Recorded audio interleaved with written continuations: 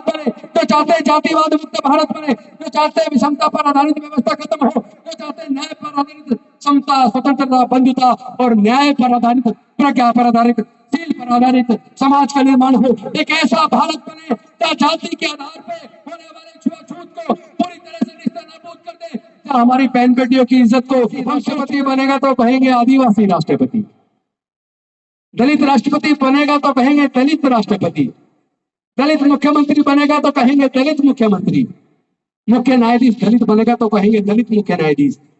अरे भाई, जब बाकी लोग बनते हैं तो कोई कहता सुना है ब्राह्मण मुख्यमंत्री।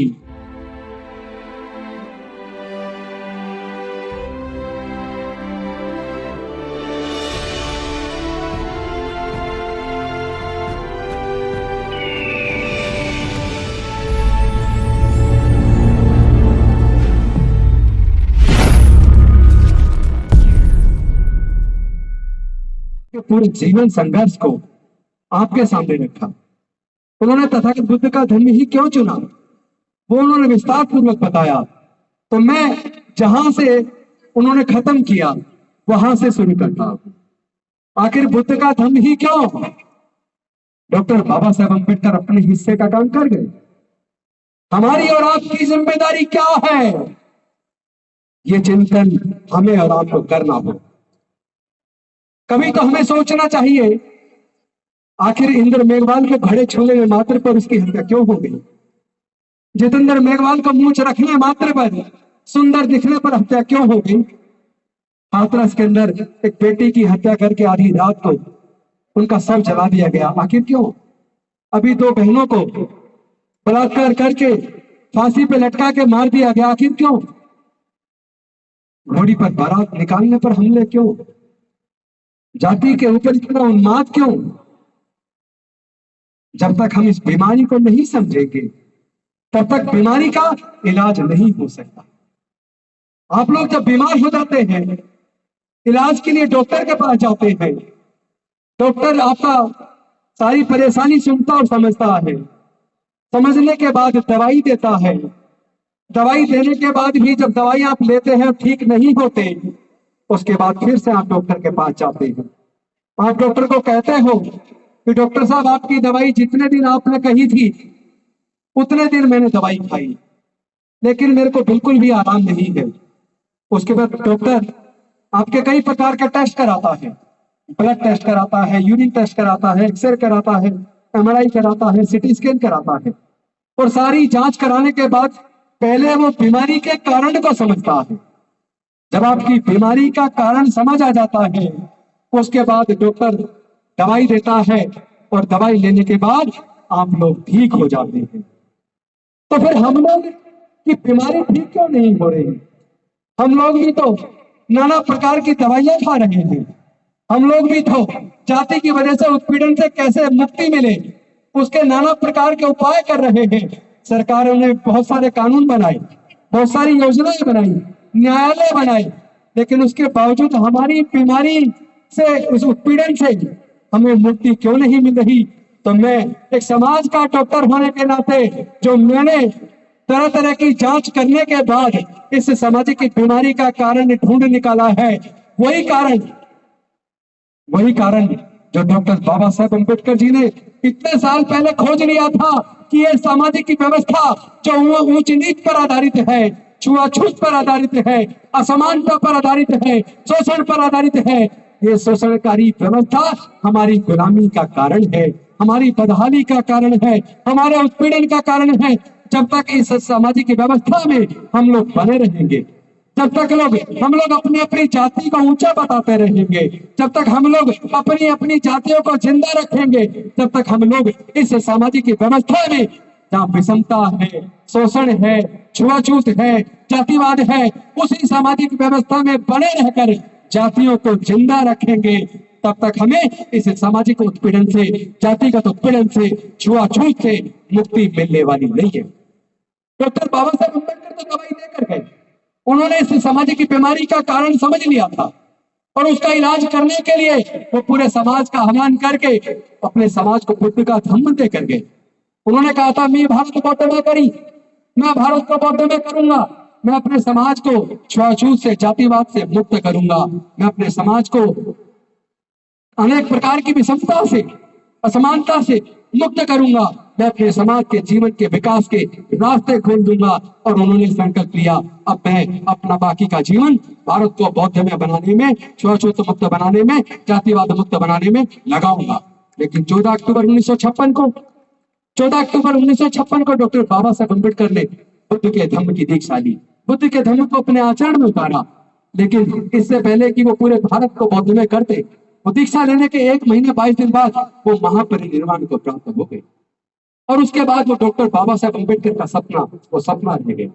हम लोगों ने बाबा साहब की ये तो कहा हम बाबा साहब की औलाद हैं, हमने ये तो कहा हम बाबा साहब के खून हैं, ये तो हमने कहा हम डॉक्टर बाबा साहब अम्बेडकर को मानते हैं। लेकिन शर्म की बात है कि हम डॉक्टर बाबा साहब अम्बेडकर की बात को नहीं मानते। हम लोग डॉक्टर बाबा साहब अम्बेडकर की बात तो नहीं मानते। वरना मैं आप सबसे आह्वान करना चाहता हूं, मैं आप सबसे पूछना चाहता हूं, आप लोग जहां बैठे हैं, जहां पे आप अपनी कुर्सी पे बैठे या खड़े हैं, अपनी जगह पर हाथ उठाकर वो लोग समर्थन दोनों हाथ उठाकर करेंगे जो डॉक्टर बाबा साहब का अपने आप को संतान मानते हैं, जो चाहते हैं छुआछूत मुक्त भारत बने, जो चाहते हैं जातिवाद मुक्त भारत बने, जो चाहते हैं विषमता पर आधारित व्यवस्था खत्म हो, जो चाहते हैं न्याय पर आधारित समता, स्वतंत्रता, बंधुता और न्याय पर आधारित, प्रज्ञा पर आधारित, शील पर आधारित समाज का निर्माण हो। एक ऐसा भारत बने जहाँ जाति के आधार पर होने वाले छुआछूत को पूरी तरह से निस्तानाबूद कर दे, जहाँ हमारी बहन बेटियों की इज्जत को हम सुरक्षित कर लें, जहाँ कोई घोड़े खरीदने पर हत्या ना हो, जहाँ कोई घड़ा खरीद को टच करने पर हत्या ना हो, जहाँ कोई मूंछ रखने पर हत्या ना हो। अगर आप लोग ऐसा चाहते हैं तो आपको डॉक्टर बाबा साहब अम्बेडकर की बात को मानना होगा, आपको बाबा साहब अम्बेडकर की बात को मानना होगा। जैसा अभी राजेंद्र अम्बेडकर जी कह रहे थे, आप लोग जातियों में इसलिए बने हुए हो ताकि आपको रिजर्वेशन का लाभ मिले। वैसे तो भंडारी जी ने बताया था 1990 का जो गवर्नमेंट ऑफ इंडिया का जो ऑर्डर आया कि आप लोग बुद्धिस्ट बनते तो भी आपका रिजर्वेशन खत्म नहीं होगा। लेकिन मैं कह रहा हूं इस लालच को कब तक पकड़े रहे होगे भाई? नौकरियां है कहां? 2 कारणों से हमारे समाज की तरक्की हुई। एक कारण हमारे डॉक्टर बाबा साहब अम्बेडकर जी ने पढ़ाई के रास्ते खोल दिए। हजारों साल तक हमारे लोगों को पढ़ने लिखने का अधिकार नहीं था, हजारों साल तक हमारे लोगों को व्यापार करने का अधिकार नहीं था, हजारों साल तक हमारे लोगों को संपत्ति रखने का अधिकार नहीं था। इसीलिए हमारे समाज के लोग ना तो संपत्ति के मालिक बन पाए, ना कॉलेज के मालिक बन पाए, ना स्कूल के मालिक बन पाए, ना अस्पताल के मालिक बन पाए। इसी वजह से हमारे लोग जमीन के मालिक नहीं बन पाए। इसी वजह से हमारे लोग देश की संपदा में, संपत्ति में, व्यापार में, इंडस्ट्रीज में हिस्सेदारी, भागीदारी सुनिश्चित नहीं कर पाए। इसी वजह से हमारे लोग पिछड़ गए। और जो कुछ हमें मिला वो केवल डॉक्टर बाबा साहब अम्बेडकर के दिए रिजर्वेशन की वजह से, पढ़ने के अधिकार की वजह से दिया। अगर वो हमारे पढ़ाई के रास्ते ना खोलते, अगर हमारे लिए रिजर्वेशन की व्यवस्था ना करते, हम लोग नौकरी में ना पाते। आज हमारे लोग डॉक्टर बन गए, इंजीनियर बन गए, जज बन गए, कलेक्टर बन गए, साइंटिस्ट बन गए, प्रोफेसर बन गए, हमारे लोग मुख्यमंत्री बन गए, हमारे लोग राष्ट्रपति बन गए। लेकिन यह ताली बजाने से पहले सोच लेना, ईमानदारी से बताइए, क्या मुख्यमंत्री बनने के बाद हमारी समस्याओं का समाधान हो गया? क्या देश के 2 राष्ट्रपति बनने के बावजूद क्या हमारे समाज की समस्याओं का समाधान हो गया? आज भी तो राष्ट्रपति आदिवासी समाज से है। लेकिन दुख तब होता है, आदिवासी राष्ट्रपति बनेगा तो कहेंगे आदिवासी राष्ट्रपति, दलित राष्ट्रपति बनेगा तो कहेंगे दलित राष्ट्रपति, दलित मुख्यमंत्री बनेगा तो कहेंगे दलित मुख्यमंत्री, मुख्य न्यायाधीश दलित बनेगा तो कहेंगे दलित मुख्य न्यायाधीश। अरे भाई, जब बाकी लोग बनते तो कोई कहता सुना है ब्राह्मण मुख्यमंत्री, ब्राह्मण राष्ट्रपति? सुना है क्या? इसी अंतर को समझिए। ये लोग हमारी इस पहचान को बरकरार रखना चाहते हैं।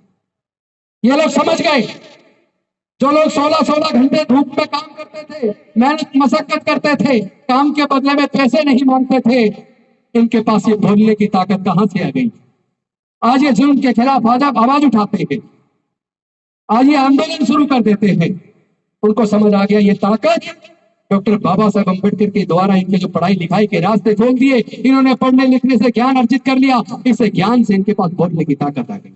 और जो डॉक्टर बाबा साहब अम्बेडकर जी ने रिजर्वेशन की व्यवस्था की, उस रिजर्वेशन की व्यवस्था से ये लोग ग्राम प्रधान बन गए, निगम पार्षद बन गए, जिला पंचायत में जीत कर आ गए, एमएलए बन गए, एमपी बन गए, मंत्री बन गए। यहाँ तक कि मैं आज अगर मंत्री हूँ तो डॉक्टर बाबा साहब अम्बेडकर की कुर्बानी और बलिदान की वजह से है। लोग कहते हैं कि मंत्री पद चला जाएगा, अरे मंत्री पद तो कुर्बान है अपने समाज के ऊपर। इस समाज की वजह से, डॉक्टर बाबा साहब अम्बेडकर की कुर्बानी की वजह से मंत्री पद मिला है।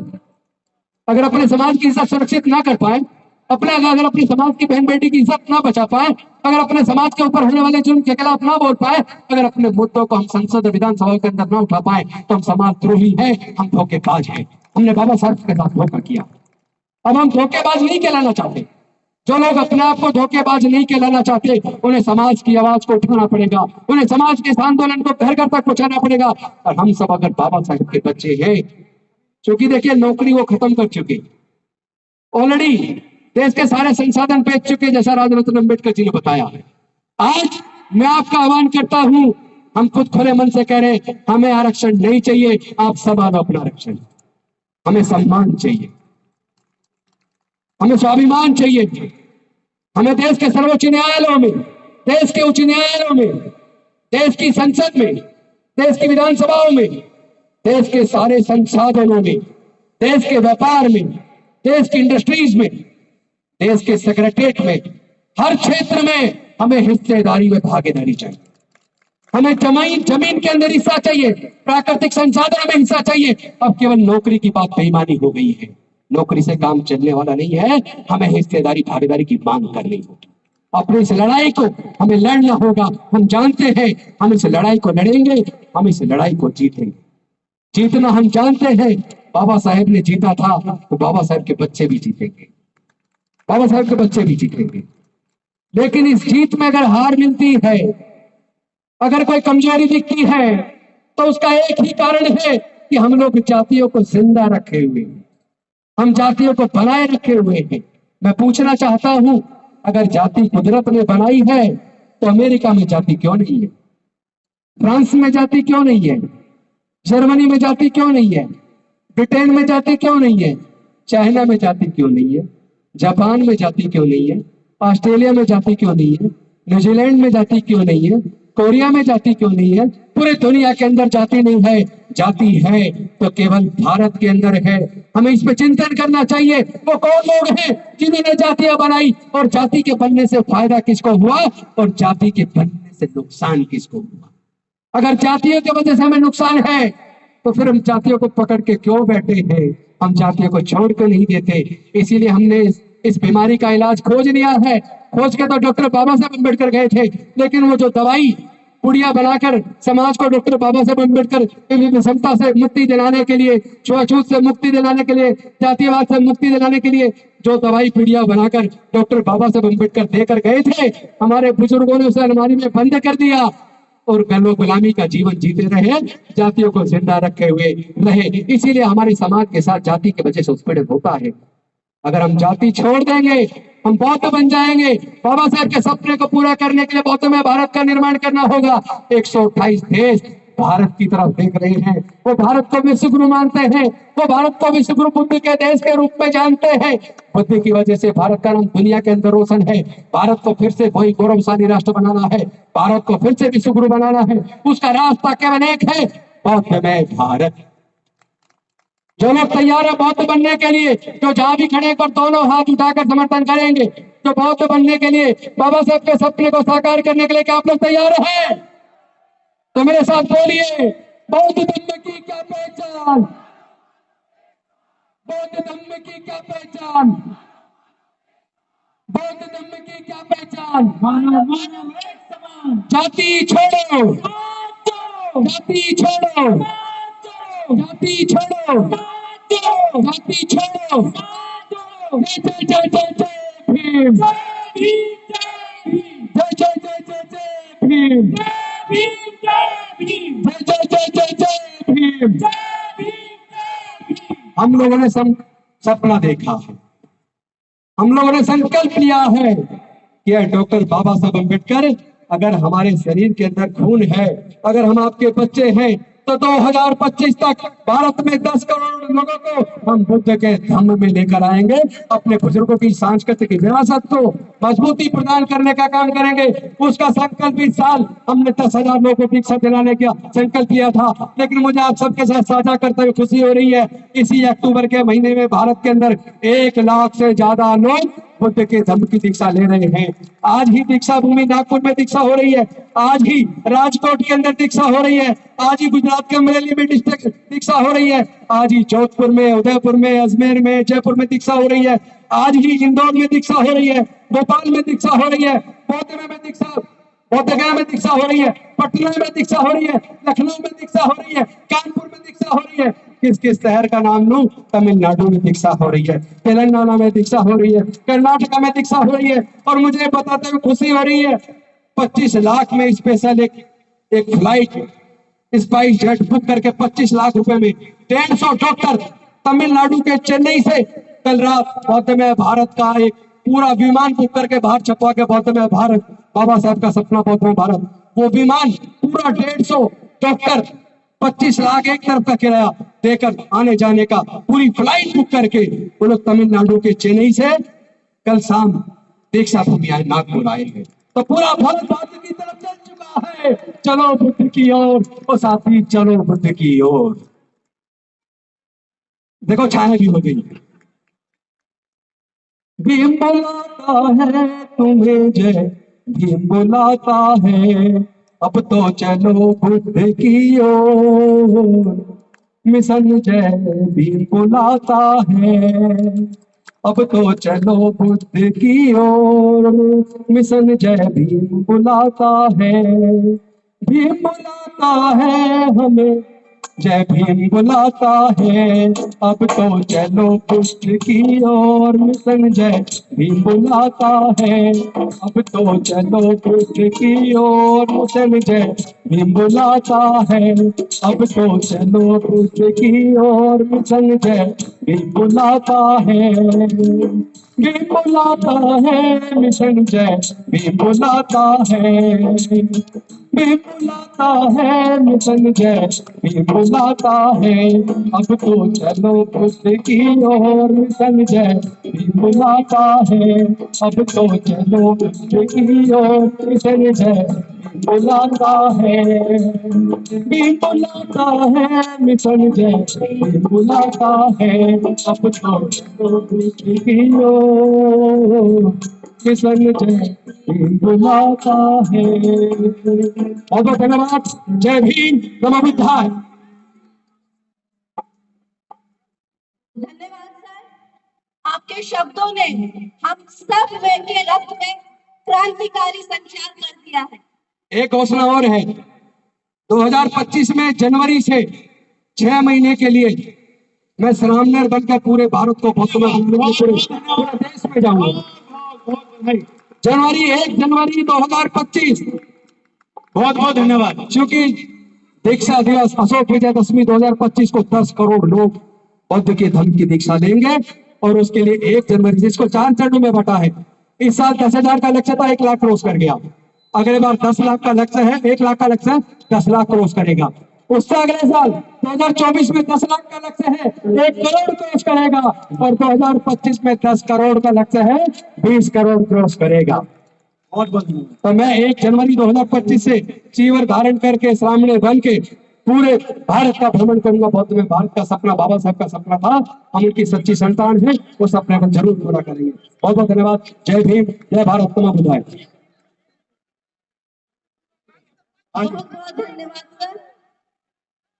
अब मैं पूजनीय भंते ज्ञानेश्वर जी से आग्रह करूंगी कि यहाँ उपस्थित सभी धम्म बंधुओं को 22 प्रतिज्ञाएं ग्रहण करवाएं।